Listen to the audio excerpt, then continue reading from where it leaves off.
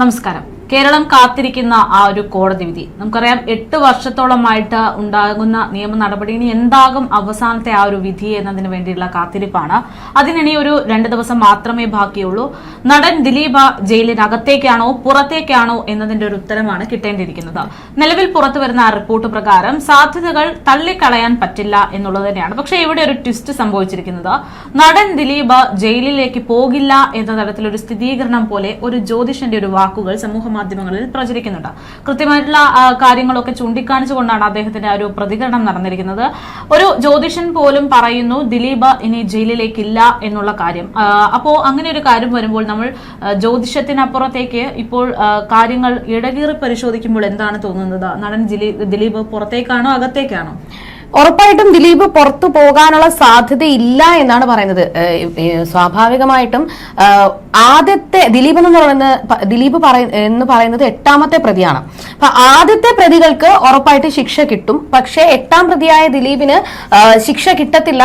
ഉറപ്പായിട്ടും ദിലീപ് പുറത്തു വരും എന്ന് തന്നെയാണ് പല മാധ്യമങ്ങളിലും പലരും പറയുന്നത്.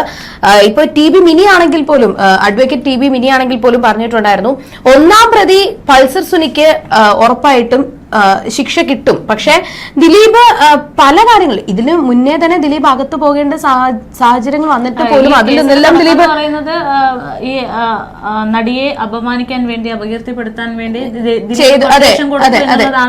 അതെ. പക്ഷേ ദിലീപ് ആ ഒരു സമയത്ത് ഈ ഒരു സംഭവം നടന്നതിന് ശേഷം പല കാര്യങ്ങളും ഉണ്ടായി. അപ്പോഴൊന്നും ദിലീപ് പിടിക്കപ്പെട്ടിട്ടില്ലായിരുന്നു. ഇപ്പൊ കഴിഞ്ഞ ദിവസങ്ങളിൽ ഈ വാദത്തിന്റെ വിവരങ്ങൾ എന്തൊക്കെയാണെന്ന് പുറത്തു വരുന്നുണ്ടായിരുന്നു. അതില് ദിലീപ് മുഖ്യമന്ത്രിക്ക് കത്തയച്ചതിന്റെ വിവരങ്ങൾ കഴിഞ്ഞ ദിവസം പുറത്തു വന്നിട്ടുണ്ടായിരുന്നു. അതിൽ ദിലീപ് പറഞ്ഞിരിക്കുന്നത്, ആദ്യത്തെ ഈ ഒരു സംഭവം നടന്ന് 2 ദിവസം കഴിഞ്ഞപ്പോൾ പൾസർ സുനി പിടിയിലായതിനു ശേഷം ഉടനെയൊന്നും ദിലീപിന്റെ പേര് വന്നിട്ടില്ലായിരുന്നു. അതിനുശേഷം ബാലചന്ദ്രകുമാറിന്റെ വെളിപ്പെടുത്തലോടുകൂടിയും പല തെളിവുകൾ പുറത്തു വന്നതിനു ശേഷമാണ് ദിലീപിലേക്ക് വിരൽ ചൂണ്ടിയത്. അപ്പൊ ദിലീപ് ആ സമയത്ത് മുഖ്യമന്ത്രിക്ക് കത്തയച്ചത്, താൻ ഒരു തെറ്റും ചെയ്തിട്ടില്ല, പക്ഷേ ഈ ഒരു കേസ് തെളിയണം.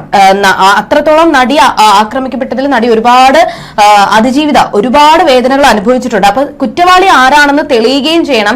അതിനൊപ്പം തന്നെ എല്ലാവരും എന്നെ ടാർഗറ്റ് ചെയ്യുവാണ്, എനിക്ക് ഒരുപാട് മാനസിക സമ്മർദ്ദമുണ്ട്, എനിക്കിത് പറ്റത്തില്ല എന്നൊക്കെ പറഞ്ഞുകൊണ്ടാണ് ദിലീപ് മുഖ്യമന്ത്രിക്ക് കത്തയച്ചത്.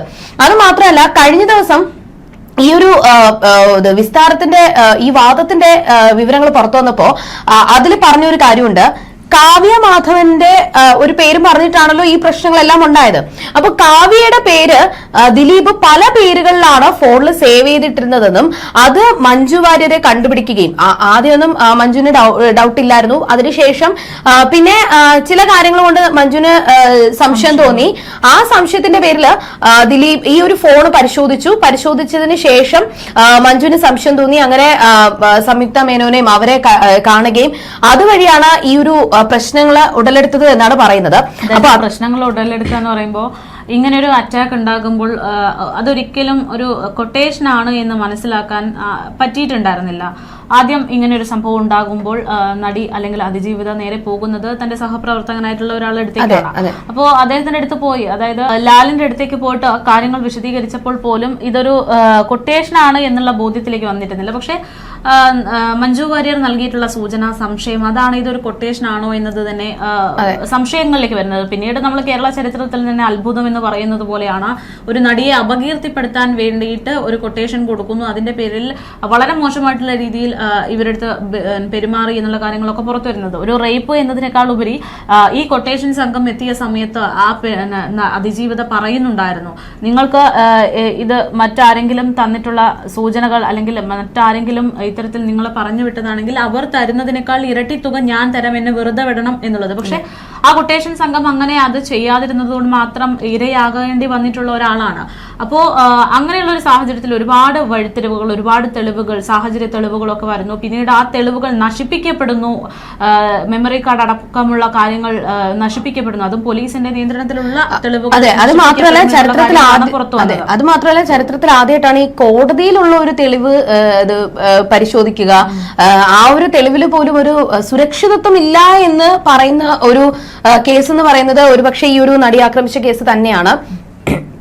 അത് മാത്രമല്ല ഇതിന് ശേഷവും എനിക്ക് തോന്നുന്നു പൾസർ സുനിയുടെ ആ ഒരു ഫോൺ കോളും ജയിലിനുള്ളിൽ വെച്ച് തന്നെ ദിലീപിനെ കോണ്ടാക്ട് ചെയ്യുകയും അതിനുശേഷം നടന്ന സംഭാഷണങ്ങളും പിന്നെ കോണ്ടാക്ട് ലിസ്റ്റ് അതൊക്കെ പരിശോധിച്ചിട്ട് തന്നെയാണ് ദിലീപിനിലേക്ക് ഈ ഒരു എത്തുന്നത്. എന്തായാലും ഒരുപാട് വെല്ലുവിളികൾക്ക് ശേഷം തന്നെയാണ് ഇപ്പോൾ ഈ ഒരു കേസ് അവസാനത്തെ ഇവിടെ ഇപ്പോൾ ഈ ഒരു കേസ് ഉണ്ടായതിനു ശേഷം ദിലീപിന്റെ പ്രൊഫഷണൽ ലൈഫിൽ ഒരുപാട് മാറ്റങ്ങൾ വന്നിട്ടുണ്ട്. ആ ഒരു സിനിമ മാത്രം, അതായത് കേസ് പരിഗണിക്കപ്പെട്ടതിന്റെ ശേഷമുള്ള ഒരൊറ്റ സിനിമ മാത്രമാണ് യഥാർത്ഥത്തിൽ ഇവിടെ വിജയിച്ചിട്ടുള്ളൂ. അതിനുശേഷം ദിലീപ് ഫാൻസ് മാത്രം കാണുന്ന ഒരു സിനിമയായിട്ട് ദിലീപിന്റെ സിനിമകൾ മാറുന്നുണ്ട്. ഒരുപക്ഷെ തിയേറ്ററുകളിൽ നിറയേണ്ടുന്ന സിനിമകൾ പോലും ഈ ഒരു കേസിന്റെ പശ്ചാത്തലത്തിൽ ഓടാതെ പോയിട്ടുണ്ട് എന്നുള്ളതാണ് യാഥാർത്ഥ്യം. അപ്പോൾ അതിനൊക്കെ മാറ്റം വരണമെങ്കിൽ ഈ കോടതി വിധി അതിൽ എന്തായിരിക്കും നിലപാടുണ്ടാകുക എന്നാണ് അറിയേണ്ടുന്നത്. ആ ഒരു സാഹചര്യത്തിലാണ് ഇപ്പോൾ ഒരു ജ്യോതിഷൻ ദിലീപിന്റെ കാര്യത്തിൽ ഒരു പ്രതികരണവുമായിട്ട് രംഗത്ത് വരുന്നത്. മോഹൻദാസ് എന്ന് പറയുന്ന ജ്യോതിഷനാണ് ഈ വിഷയത്തിൽ പ്രതികരണവുമായിട്ട് സമൂഹ മാധ്യമങ്ങളുടെ രംഗത്തെത്തുന്നത്. അദ്ദേഹം പറയുന്നത് പ്രകാരം ദിലീപിന്റെ ജാതകത്തിൽ ഒരു ജയിൽവാസം എന്നുള്ളതുണ്ട്. നിലവിലത്തെ സാഹചര്യത്തിൽ ഈ കേസുമായി ബന്ധപ്പെട്ട് കുറച്ച് ദിവസം അദ്ദേഹം ജയിലിൽ കഴിഞ്ഞതുകൊണ്ട് തന്നെ ഇനി അതിന്റെ ഒരു ആവശ്യം വരില്ല, മുന്നോട്ടേക്ക് ജയിലിലേക്ക് പോകേണ്ടുന്ന ആവശ്യം ദിലീപിനുണ്ടാകില്ല, അങ്ങനെയല്ല അദ്ദേഹത്തിന്റെ ജാതകം പറയുന്നത് എന്ന തരത്തിലുള്ള പ്രതികരണമാണ് നടത്തിയിരിക്കുന്നത്. എന്തായാലും നിർണായകമായിട്ടുള്ള ദിവസങ്ങൾക്ക് ഇനി 2 നാൾ മാത്രമാണ് ബാക്കി. കേരളം ഇത്രയും കാലം കാത്തിരുന്നൊരു വിധി തന്നെയാണ്. അതിജീവിതയടക്കം അതിശക്തമായിട്ട് പോരാടിയിട്ടുള്ള ഒരു കേസാണ്. അതുകൊണ്ട് തന്നെ ഈ ഒരു കേസിന്റെ വിധി എന്ന് പറയുന്നത് ദിലീപിനെ സംബന്ധിച്ച് മാത്രമല്ല, കേരളത്തിൽ ഒരു ആക്രമിക്കപ്പെട്ട യുവതിക്ക് എന്താണ് യഥാർത്ഥത്തിൽ ലഭിക്കാൻ പോകുന്ന നീതി എന്നതിന്റെ ഒരു നേർചിത്രം കൂടെ ആയിരിക്കും. എന്തായാലും നിർണായകമായിട്ടുള്ള ഒരു കേസിന്റെ വിധി വരുന്നത് വരേക്കും നമസ്കാരം. You're watching me on metromatney.com. metromatney.com. Subscribe for more videos. Subscribe for more videos. Subscribe here for more videos. Subscribe now. Thank you.